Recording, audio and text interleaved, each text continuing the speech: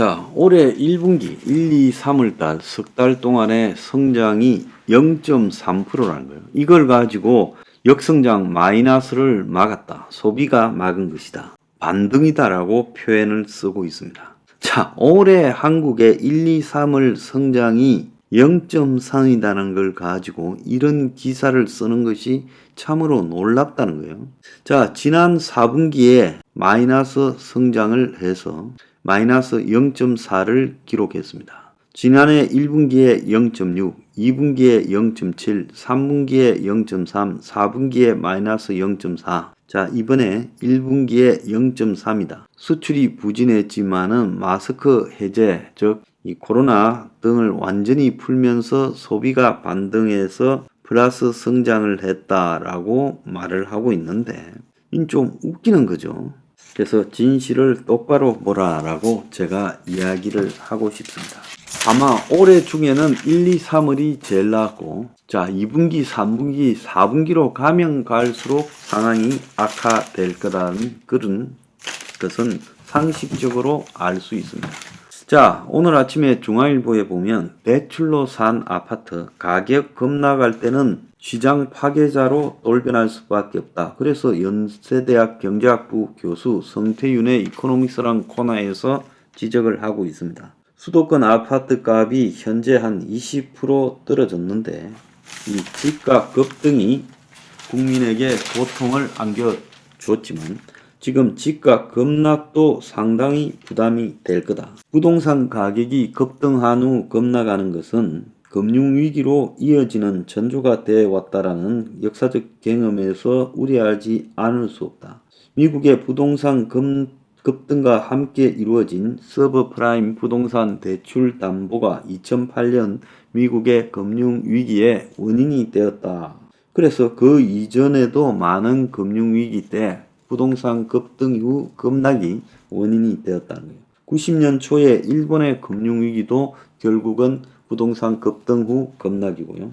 일본이 급등하던 부동산 거품이 급락하면서 터지기 시작했고 90년대 후반 아시아 금융위기도 결국 부동산 급락과 함께 왔다는 거예요.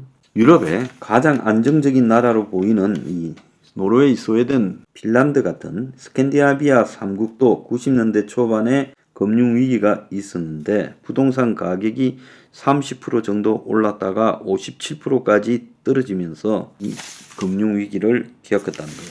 그래서 부동산 가격이 급등했다가 급락하면 반드시 대출에서 문제가 생긴다는 거예요.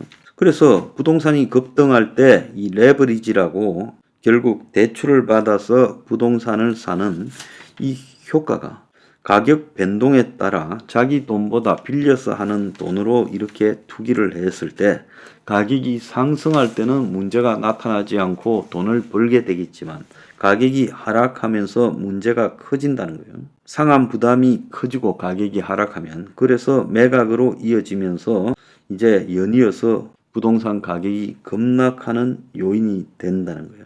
그래서 부동산 가격이 급등할 때 과도한 대출을 했다가 그것이 급락하면 대출이 부실화되면서 금융위기가 생긴다는 거예요. 어제 제가 이야기했죠. 정권에서 지금 신용대출이 지금 신용융자가 20조가 넘어가서 난리가 되어서 지금 하락장에서 반대 매매가 지금 되면서 돈을 잃는 사람이 크게 나올 거다. 경고음이 커지고 있다는 거죠. 자, 부동산에서도 지금 하락장을 바치려고 정부가 의도적으로 애를 쓰고 있지만 역사적으로 정부가 이 부동산 하락에 나서가지고 그걸 막아본 적이 없습니다. 정부가 이걸 막겠다라는 것 자체도 웃긴 거죠. 자산 거품이 있을 때 과도한 대출에 기반을 해서 투자를 하는 이것은 상당히 문제가 되는 거예요. 1929년에 미국 대공황이 왔을 때도 주식시장이 폭락했는데 대중이 주식 매입의 상당한 부분을 은행 대출로 했다는 거예요. 흔히 이야기하는 PF 사업, 한국에서 많이 이루어진 프로젝트 파이낸싱도 부동산 대출 성격이지만 불확실한 미래 현금 흐름에 대한 투자라고 볼 수 있는데 주거용 부동산은 상대적으로 안정성을 띠지만은 PF의 경우 주로 상업용 부동산에 대한 자금 조달용으로 행해지기 때문에 상업용 부동산이라는 것은 경기에 굉장히 민감하기 때문에 그래서 금융위기를 촉발하는 이 계기가 될 수 있다. 미국도 지금 상업용 부동산의 위기에 내몰렸죠. 똑같은 거예요. 미국에는 90년대 초반에 저축대부조합 세이빙 앤 론이라는 그런 이 저축대부조합 사태가 있었죠. 그래서 주택담보대출을 취급할 때 큰 문제가 되지 않았지만은 상업용 부동산 대출에 저축대부조합이 뛰어들면서 위험 노출이 커졌고 그래서 80년대 후반에 미국의 금리가 굉장히 상승을 할 때 대출이 부실화되면서 당시 저축대부조합들 상당수가 붕괴가 됐죠.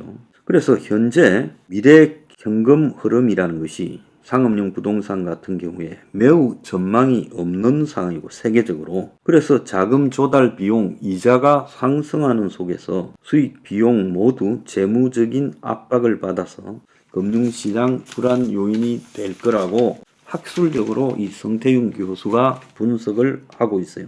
그래서 이럴 때는 부동산 가격의 과도한 급등을 제외하는 것이 좋겠지만은 그게 이미 일어나 버렸고 이제는 급락이 이제 필수적인 상황에서 이것이 금융위기로 가지 않도록 해야 되는데 그런데 여기서 중요한 것은 부동산 가격을 연착륙하기로 하도록 해야 되겠지만은 하락 국면에서 가격의 안정적인 흐름을 유도한다라는 것은 정말 어려운 일인데 안정화를 시도하거나 특정 수준에 묶어 놓겠다라는 정부의 의도가 성공하기가 대체로 어렵다는 거예요. 이 성 교수는 결국은 이건 무망한 일을 안 하는 게 좋다라는 걸 말하고 있는 걸로 보여요.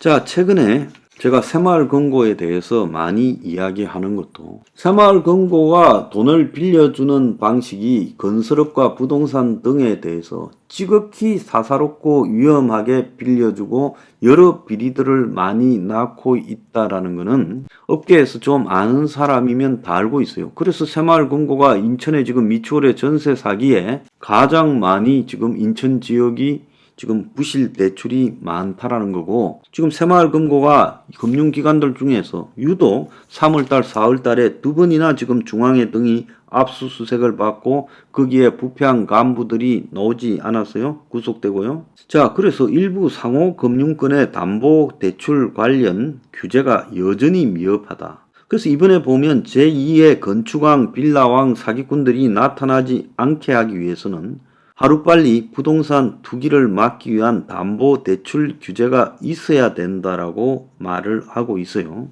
인천의 남기현이가 아파트, 빌라 등을 지을 때마다 이것을 담보로 금융기관에서 여러 차례 대출을 받으며 수천 채의 주택을 보유해 왔는데 여기에 사용된 주택 건축에 사용된 자금이 새마을금고, 신협 등 전국 180개 이런 상호금고의 대출금이었다는 거예요.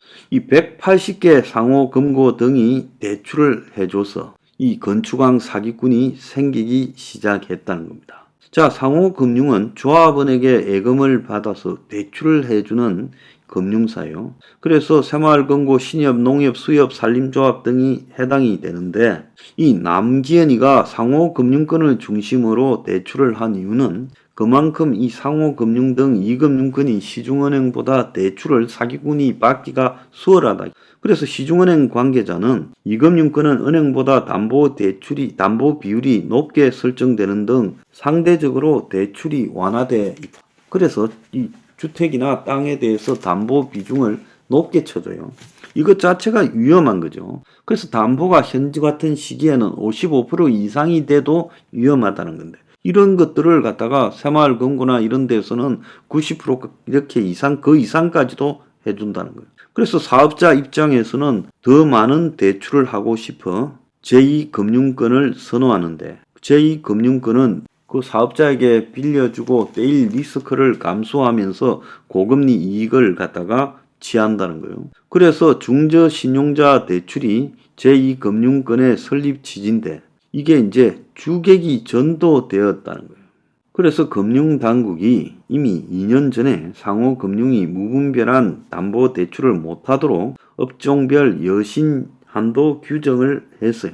지금 다른 상호금융, 신협, 농협, 수협, 산림조합은 이런 이 부동산 건설업 대출을 갖다가 제한하는 규정을 개정 요구에 맞게 다 개정을 했는데 새마을금고는 관련 법 개정을 하지 않아서 유동성 비율을 100% 이상 유지하도록 하는 법적 규제도 새마을금고만 안 하고 있다는 거예요.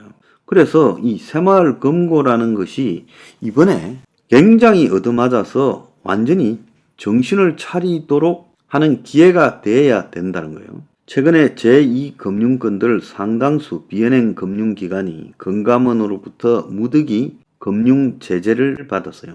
자, 여기는 이제 새마을금고는 금감원 산하 통제기관이 아니니까 여기에 관계된 데를 보면 신협이나 농협 같은 데가 집중적으로 얻어맞았고 저축은행도 얻어맞았습니다. 문제는 새마을금고는 여기보다 더하면 더할 건데 이런 제재 대상에서도 지금 빠져 있다는 겁니다. 지금 미국을 비롯해서 전 세계의 상업용 부동산, 또 미국 같은 경우는 최근에 주택 가격 급락으로 지금 이 급등시에 대출 문제가 폭락으로 가면서 그야말로 신용 위기를 가져와서 대규모 금융 위기로 전화될 거라고 하는데 여기서 제일 약한 고리들이 지금 제2금융권, 그 중에서도 상호금고, 그 중에서도 금융기관식 통제를 받지 않고 자유로운 새마을금고 등이 되어 있다고 이야기하는데 여기에 대해서 왜 몰려와서 엉뚱한 댓글을 달고 난리들을 치고 있어요? 내 새마을금고나 그 똘마니들한테 이야기합니다. 할 말이 있으면 대표를 뽑아서 뉴핑에 출연해서 나하고 대담하자는 거예요. 알겠어요? 그래서 공개적으로 새마을금고 측을 대신해서 나오라는 거예요. 내가 딱 물어볼 거니까. 자신 없으면 찍소리 하지 말고 댓글도 달지 마요. 알았어요?